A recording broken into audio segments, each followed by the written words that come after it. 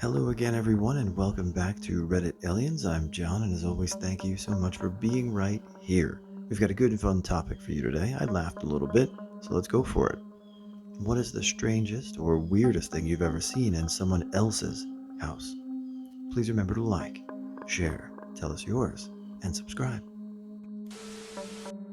First week freshman year, my new roommate and default best friend tells me we're going to a board game night somewhere. I figure, F it, I've got no new friends yet, maybe this is the way to do it. So we go. It ends up being at some sort of church house, but that's fine, I guess. We play some train board games and have an alright time with some people who only seem a little weird, but not enough to really throw me off. So the game wraps up, and me and my roommate are about to go home when the pastor says, "Wait! You haven't seen the bathroom yet. You've got to see it. Everybody sees my bathroom."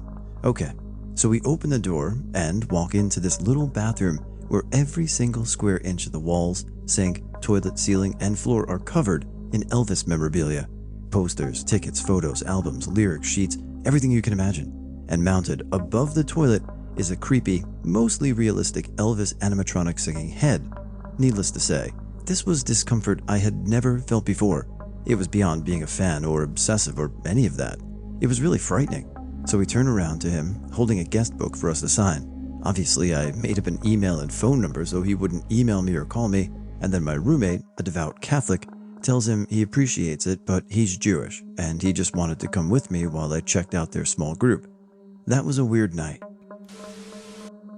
This was many, many years ago. I had a friend in first grade, and she was never allowed over to my house, still no idea why, but I visited her home once. It was a very tiny apartment with two closet-sized bedrooms. The one bedroom had a crib like what a baby half her size would sleep in. She told me that's where she slept. I found it quite odd and very disturbing, even in my 6-year-old mind. I moved away the end of the school year, so never found out more. I work in a job where sometimes I have to go deploy equipment in people's homes. I was doing a project where I had to set up some stuff in the kitchen of a very nice vacation rental, which was unoccupied due to the fact that this was February in northern Michigan. The whole thing was decked out to the nines in cutesy, wealthy, grandma-type decor, except for the kitchen. The only artwork in there was a painting of 3 fish with photorealistic penises and testicles instead of tails hanging above the stove, so that it was the first thing you saw when you walked in. I have never been so disappointed that our project instructions forbade the photographing of property owners' belongings. I cleaned houses for a while. One client was an elderly funeral home owner who lived alone in a big place. His master bathroom was carpeted gross and had a urinal. Directly above the urinal at eye level was an oil painting portrait of a man staring back at you. I did a window replacement on a big house in an expensive old area of town. It was lived in by an elderly lady until she passed. It was recent because all her things were still there. The place was a perfect time capsule of the 1960s. Each room had a different theme or vibe, and there were mannequins set up all wearing 60s clothing in every room in different scenarios. It was really bizarre. Kinda seemed like the lady was lonely or something. I dated a girl whose grandfather once demolished an old medical building. The first time I went to a Sunday dinner at her grandparents' place, he just had an effing human skull chilling on a shelf in his living room. When I was in high school, my mom came home from a garage sale with a coffin. It was a wooden antique from England. It was from the 19th century. It had screw holes in the top which lifted all the way off.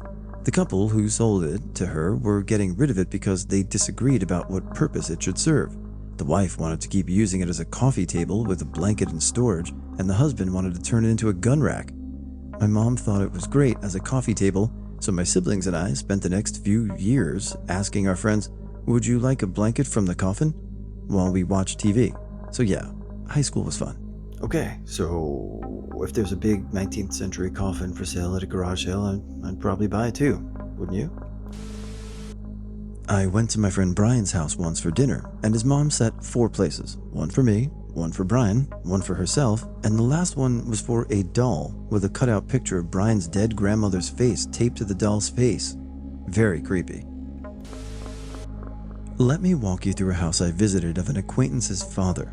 The living room had a collection of old death pose photos from random families, had to be at least 50 because the wall was covered, and a curio cabinet of old Nazi memorabilia. including a Nazi China set? What the F? His bedroom had a lifelike alien laying on the bed just chilling. In the corner of the room sat a rocking chair with a lifelike replica of the mother from Psycho. Needless to say, I got the hell out of there and haven't been back since. My best friend's mom is obsessed with chicken trinkets. I'm talking chicken pictures on plates, chicken pillows, porcelain chickens, pictures of chickens on blankets, etc.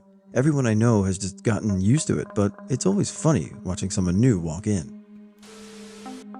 Probably late to the party, you're not, but I got invited to an old friend's house that I knew in high school, ran into him at the store, asked me if I was busy, which I wasn't, so I popped over. Hadn't seen him in around 8 years or so.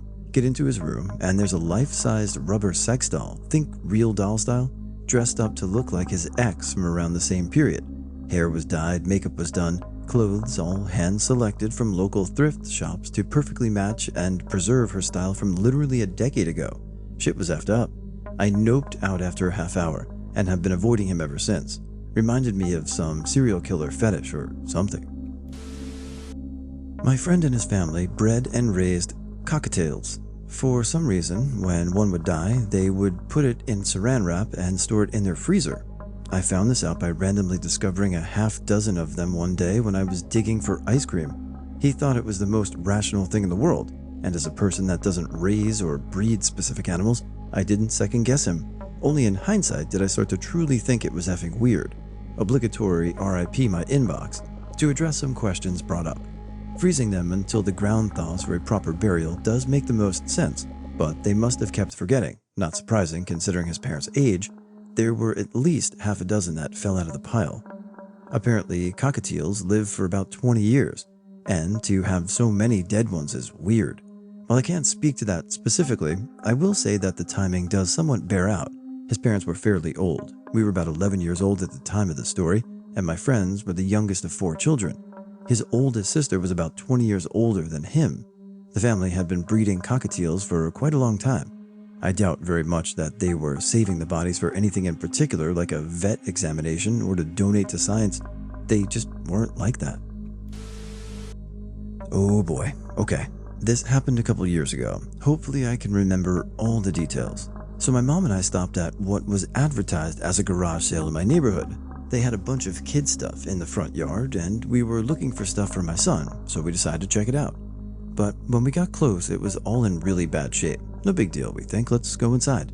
As we're walking in, we're greeted by a person we assume to be the owner of the house. He's wearing black pants and a tiny leather vest with no shirt underneath. I see this now for the red flag that it was. He welcomes us and tells us everything in the house is for sale. Everything. Look anywhere you want, he says. Open all the drawers, look in all the closets. Okay, cool. Definitely doesn't say anything about there being anything weird in the house. First thing first, the house is kind of shitty or trashed, but still looks relatively normal. Only obviously weird thing is that they have a giant TV playing a crazy looking horror movie. Super scary and gory. He says the TV is for sale too, so maybe they're just playing whatever is on to show what works. We look around and don't find anything good and decide to go upstairs. Once upstairs, we proceed into the first bedroom. Looks pretty normal. Kinda small and furnished for a kid. Nothing we want? Okay, move on. The next bedroom looks like someone is sleeping in the bed. Oops, sorry. But no, it's a full-sized human horror prop of a very realistic zombie woman and, oh F, in the corner is a very realistic prop of a half-human crawling across the floor. These things looked so real, guys. We're like, Jesus, what the F? These people are serious about Halloween. We go to the next room, and it is set up like a full-on dungeon with torture equipment and fake humans and piles of Barbie heads for some reason. We are seriously freaked out and decide to leave as quickly and quietly as possible.